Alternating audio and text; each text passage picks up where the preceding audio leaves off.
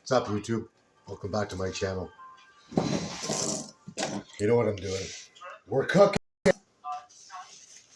Yeah, buddy. Got beef liver. I'm starting to incorporate this in my meal prep. I'm doing a lot of research on it. Crazy benefits. Red meat, 3 packs. Got the chicken in the oven. Got the potatoes boiling. Rice on, and then we'll add the veggies and all the greens at the end. So everything's a system. The rice takes 10 minutes, 15 minutes in your rice cooker, so I don't put it on just yet, but it's rinsed, ready, seasoned.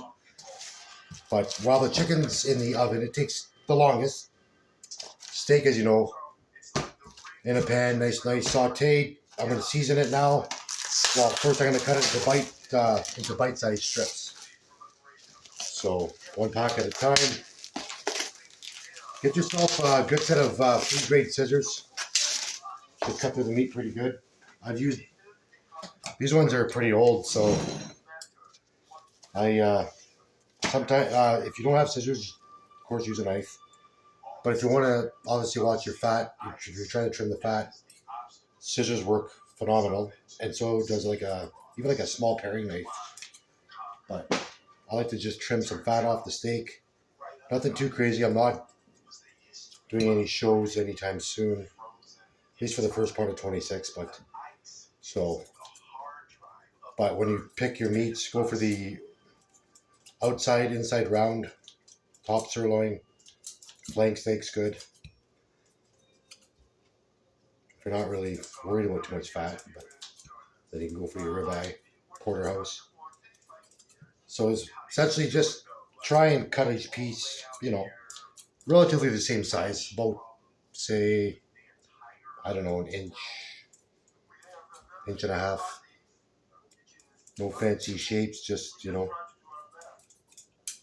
once you do it enough, you'll get the rhythm going, you'll get the hang of it. So, especially when you're meal prepping, I mean, when you're cooking for 4, 5, 6 days ahead. And then I cycle my meals. Once I know it's like D3, D4.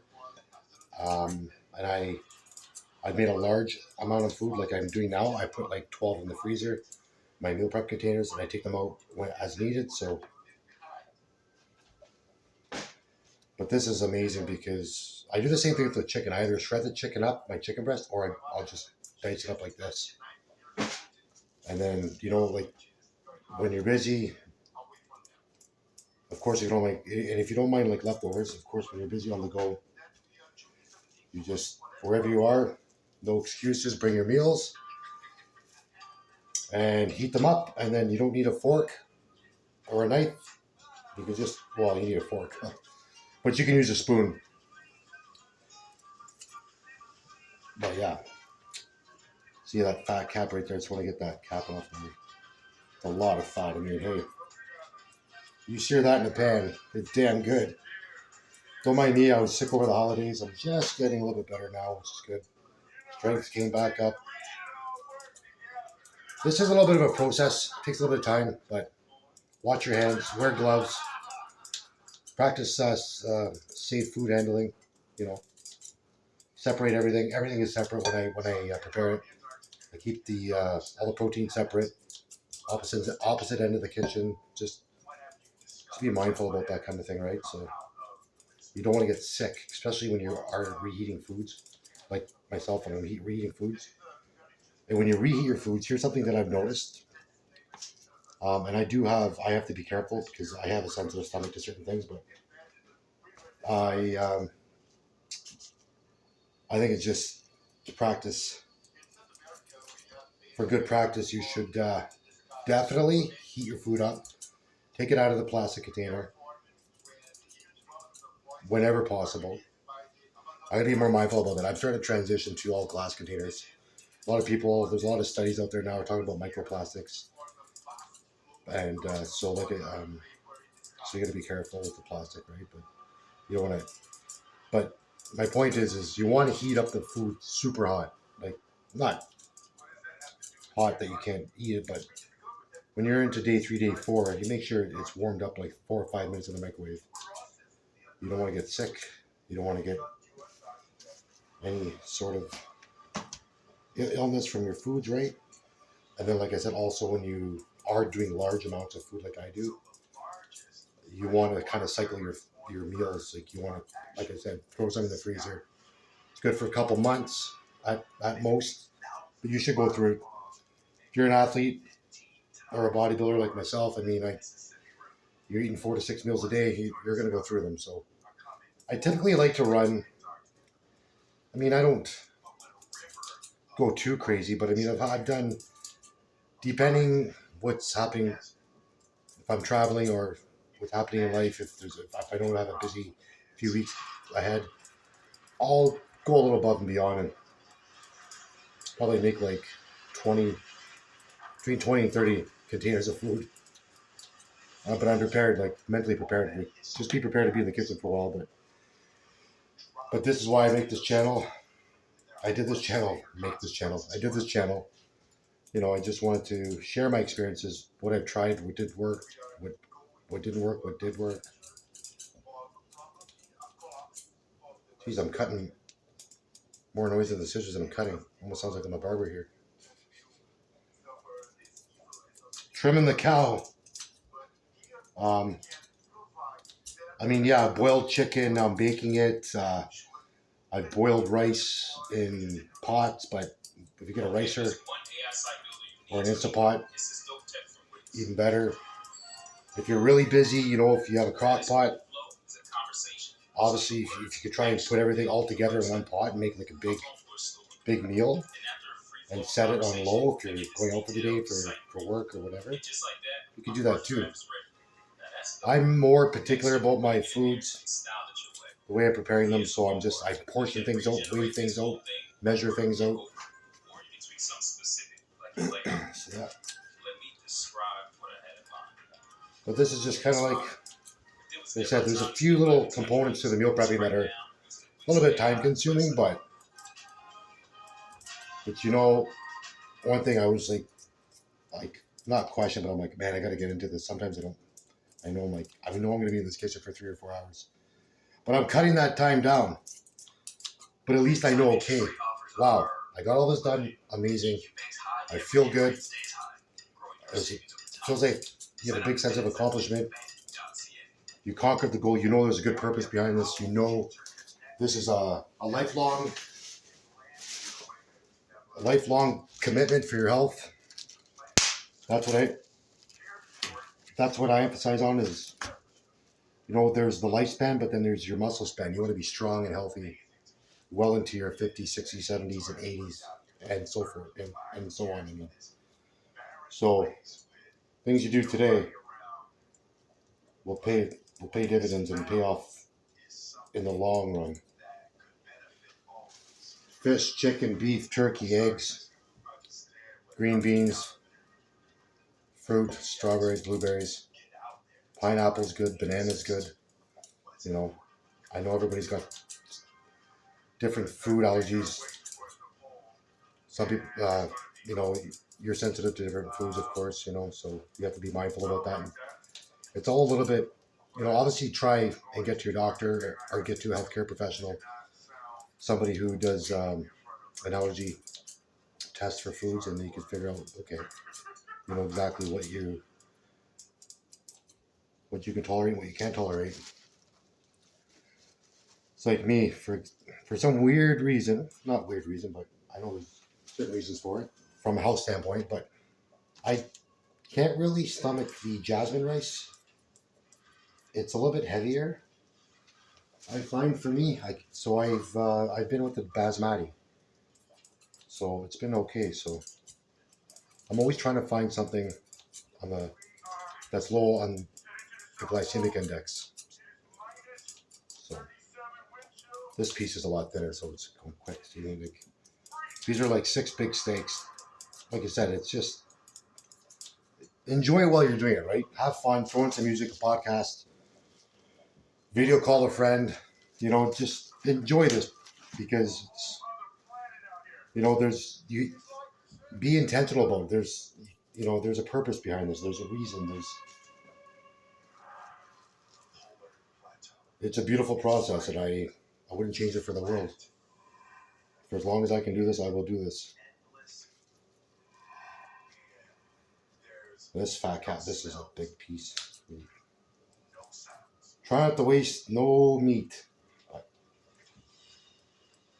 I gotta give credit to the hunters out there that go and hunt their moose and deer, man. That's a lot of animal to learn the animal, how to go through the entire animal, and it's almost like artwork. It's crazy. The night skills I see these guys do, wow, it's like wild. But imagine doing this all day. Or for, you're a butcher, man. Respect to the butchers out there. See, like, these pieces, like I was saying, like when you're watching just go on Google, of course, and do some research and just find a chart with the cuts of meat. You can figure out what your favorite type of meat is. Like if you want, like I said, outside round, inside round. Like I love top sirloin. See, it's really marbly. It's perfect. It's not too fat. It's not too fatty. And that's why I'm taking the time to trim any of the excess fat. Because red meat, of course, is good for you in moderation. I'm running a lot of it right now in my prep, but like 2 meals a day with the red meat. So that's why I'm really being mindful about the fat, the excess fat, the saturated fats. But the benefits of red meat, zinc, iron, magnesium, there's so many good vitamins and minerals. Natural occurring creatine in it. As soon as I found that out, I had a big smile on my face. I was like, I didn't know that. And apparently, too, there's some fish out there that have creatine in it. I forget what kinds of fish, but I was learning that a couple weeks ago, but I still supplement with creatine. Creatine has been one of the biggest topics lately within the health industry. Basically they're saying now 5 grams was a healthy dose, but now these studies are suggesting that 5 grams does something in particular. Then you start running 10 grams, 15 grams, up to 20. Gosh, there was guys on a podcast that were saying they're running like 30 grams of creatine. I was like, no, that's a little too excessive for me. But apparently it's supposed to help with, see if you have a day where you didn't sleep the best at night, not to use it as a crutch, but it helps with mental fatigue. If you feel fatigued, you're sluggish. So apparently, having, I think it was around the 10 grams of creatine showed great benefits to help kind of wake your brain back up or whatever. Sort of, I'm kind of concentrating and talking at the same time here. But yeah, there's significant benefits, not only for muscle building and for keeping you full and providing energy and strength. Cognitive benefits are through the roof with it, and I've noticed it actually. There were a few days where I didn't sleep the best, and I had a 16-hour day ahead of me, and I remember I was sipping on my creatine throughout the day, and it made a huge difference.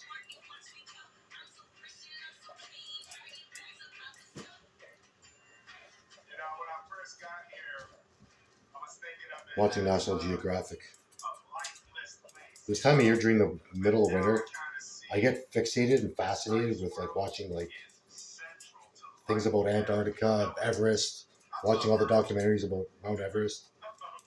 That's like intense. To climb that mountain, man, it's wild stuff. See how long have I been on here? Is there a timer? I say 5-10 minutes, but it feels like it's 5 minutes, but it's 15. That's nothing. Plus, I've meal prepped for nearly 2 decades now. Over 2 decades.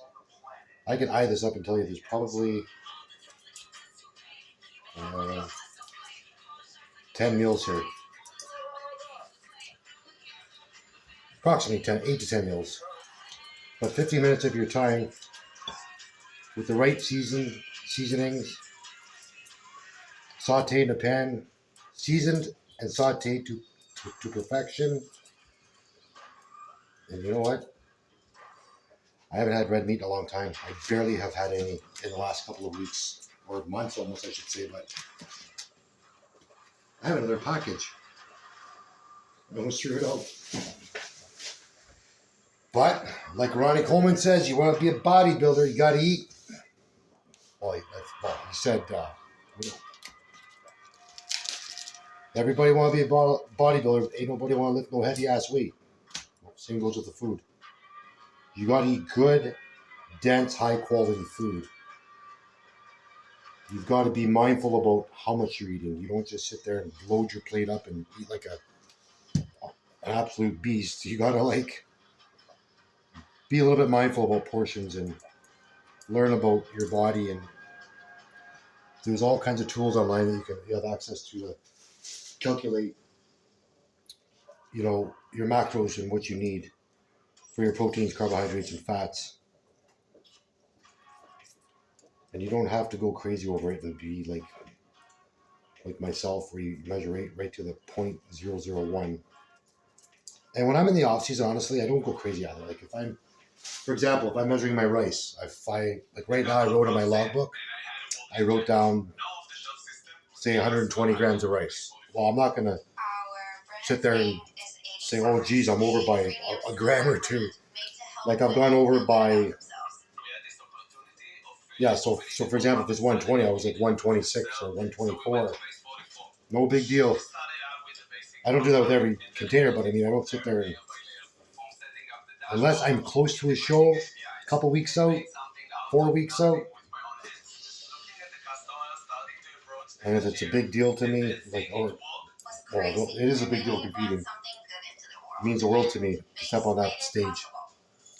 But yeah, when you're starting to prep, like say it's 12 to 16 weeks out, then that's when it's like you crunch time and you gotta like lock in and you gotta measure every fucking thing.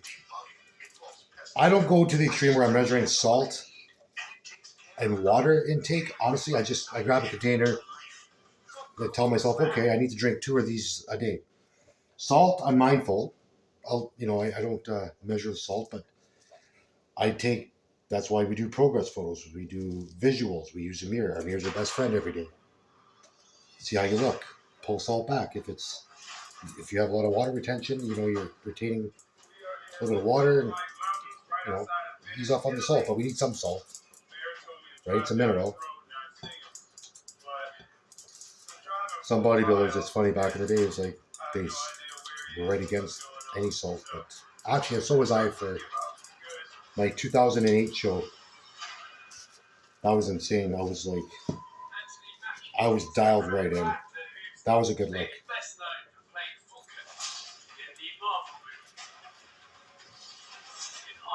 So yeah, like I said, I just wanted to jump on here, blabbing on about certain things,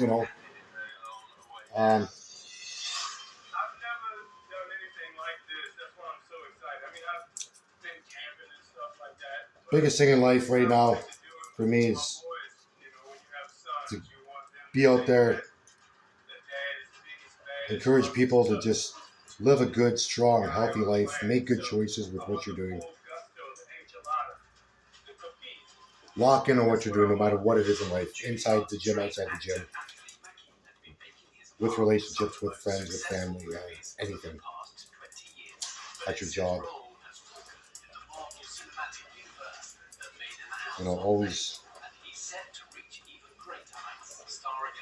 Always be grateful for everything. Wake up with a smile on your face, best as you can. Train like you mean it. Eat like you mean it. Prioritize your health, because time is ticking. And you know what? One thing I learned lately, and I thought to myself, I may not have this physique next week or a year from now, I'm taking photos and making memories because I'm gonna look back and say, "Wow, I'm glad I did that." Because you never know. You just never know. You have a lifestyle change, something happens. I've had injuries. I'm like, damn. 2 weeks before that injury, I was looking good, and then I'm in recovery, or I had to do a surgery that I had to have a few surgeries. A few years ago, even like I was just getting in the groove. But actually, speaking of that topic, it's actually important to, if you know you have something, an upcoming surgery, you have to go for a medical procedure. You know you're going to be in recovery for weeks on end. Honestly, doing your blood work, getting all your health markers checked, everything as much as possible, staying healthy, staying strong and solid, your core, your body, your entire body. The outcome of the outcome with your recovery, like say for example from the surgery, your recovery is going to be that much more. What was I going to say? Your recovery is going to be not so invasive. It's not so harsh. It's one thing I learned. I recently had a surgery a couple of years ago, and it was I didn't know what to expect, but I was thankful. Like even the doctors were like, they kept monitoring my blood pressure, and they before they put me under. The one doctor was kind of funny. He's like, "Are you a runner?" I said, "No, but I said I love hopping on my mountain bike and biking all over town during the summer months." I said, I'm an active bodybuilder. I said I work out the gym like 5-6 days a week. So he was pretty impressed with my heart rate, and my with my blood pressure, my active and my resting was my, those numbers were insane. So just something to be mindful about, right? Like I said, it's just taking care of yourself is, I can't stress enough how friggin' important it is. Not only that, take care of your loved ones. You're strong enough to take care of people around you. Stay strong, stay healthy. I am almost finally done cutting the last piece of steak. Wow, 22 minutes. I'm not trying to rush, but I mean, I do have to get to bed at some point. And it's a lot of, I don't like the color of that. I don't like that too much fat. Well, that's it. Look at that big bowl. 8 to 10 meals right there. I got my spices here. Remember, you got to do the boring stuff, the boring shit to look good, feel good. But it doesn't have to be that boring. You can make things fun and enjoyable. You eat with your eyes first. Remember that. So I'm going to swap out gloves, get this seasoned, and put it in the fridge covered. I want to thank you guys for watching. I just wanted to jump on here quick, just a little bit, just to show you one component of my meal prep. I just wanted to share some wisdom, some insight, and everybody be safe, be healthy, be happy. Like, subscribe, share, and I'll try to get some more content out there. And from my kitchen to yours, Iron Life, the only way, the Iron Way.